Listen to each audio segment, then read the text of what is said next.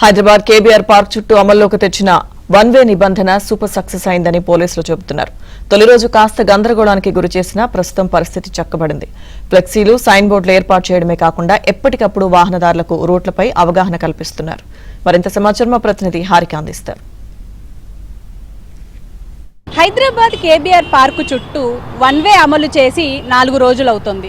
ఈ 4 రోజుల్లో ఏమైంది అంటే మాత్రం ఖచ్చితంగా ప్రజల్లో ఒక అవగాహన అయితే వచ్చిందనే చెప్పుకోవాలి. అంటే కేబీఆర్ పార్కు చుట్టూ ఈ వన్ వే ఉండడం వల్ల టైం మాత్రం సేవ్ అవుతుంది అనేది మాత్రం చాలా క్లియర్గా తెలుస్తుంది. అయితే ఈ వన్ వే అప్లై చేయడం వల్ల అంటే ముందుగా ఇటు ట్రాఫిక్లో ఇరుక్కునే అవకాశం లేదు, ఒక పక్క సిగ్నల్స్ లేవు. ఎందుకంటే మనకు ఆల్రెడీ తెలిసిందే, జర్నలిస్ట్ కాలనీ కావచ్చు, ఫిలిం నగర్ దగ్గర కావచ్చు, ఇటు అగ్రసేన్ జంక్షన్ దగ్గర కావచ్చు, చెక్ పోస్ట్ కావచ్చు, ఈ ప్లేసెస్ అన్నింటిలో చాలా ఇబ్బందికరంగా ఉంటుంది ఈ ట్రాఫిక్ జామ్ వల్ల. అది కూడా సిగ్నల్ పడిందంటే దాదాపు ఆ సిగ్నల్ దాటాలి అంటే 2-3 సిగ్నల్స్ అవ్వాల్సి వచ్చేది. అదేవిధంగా ఈ ట్రస్ట్ భవన్ ఏదైతే కేబీఆర్ పార్క్ మెయిన్ గేట్ ఉందో ఇక్కడ కూడా ఉన్న సిగ్నల్ దగ్గర కూడా ఒకవేళ దాటాలి అని అంటే ఖచ్చితంగా 2 సిగ్నల్స్ని మనం ఫేస్ చేయాల్సిందే.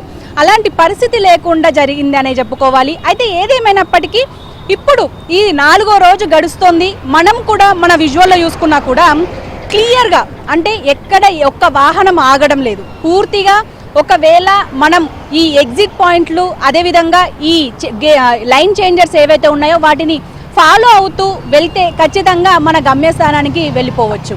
అయితే దీనికి సంబంధించి పూర్తిగా 10 ఎగ్జిట్ పాయింట్లు పెట్టారు, అదేవిధంగా 13 లైన్ చేంజర్లు పెట్టారు. అంటే లెఫ్ట్కి వెళ్తే ఎటు వెళ్తాము, రైట్కి వెళ్తే ఎటు వెళ్తాము అని అక్కడ సైనేజ్ బోర్డులు కూడా క్లియర్గా ఏర్పాటు చేశారు. అంటే మనం వెళ్ళాల్సిన డెస్టినేషన్ ఏదైతే ఉందో అక్కడికి వెళ్ళాలి అంటే మనం సైనేజ్ బోర్డు వైపు ఒక్క సెకండ్ చూస్తే సరిపోతుంది, మనం క్లియర్గా వెళ్ళిపోవచ్చు. అయితే ఇక్కడ ప్రజల్లో కూడా మొదటి 2 రోజులు ముఖ్యంగా చెప్పాలి అని అంటే ఖచ్చితంగా తిట్టుకున్నారనే చెప్పుకోవాలి. ఒక పక్క ప్రభుత్వాన్ని అదేవిధంగా పోలీసులని పూర్తిగా తిట్టుకున్నారు. అంటే మేము రెగ్యులర్గా ఈ కేబీఆర్ పార్కు చుట్టే ప్రయాణం చేస్తున్నాం, మాకు ఎంత ఇబ్బంది కలుగుతుంది అని చెప్పి రకరకాలుగా విమర్శలు చేశారు. కానీ ఇప్పుడు చూస్తే మాత్రం ఇక్కడ అసలు విమర్శలకు తాగులేదనే చెప్పుకోవాలి. ఎందుకు అంటే పూర్తిగా అంటే మనం వెళ్ళడానికి ఏదైతే దారి ఉందో అది ఎక్కువ అయ్యింది, కానీ ఇక్కడ చూసుకుంటే సమయం మాత్రం చాలా ఆదా అవుతుంది. ఇప్పుడు ఈ పనులను వేగవంతం చేయడం కోసమే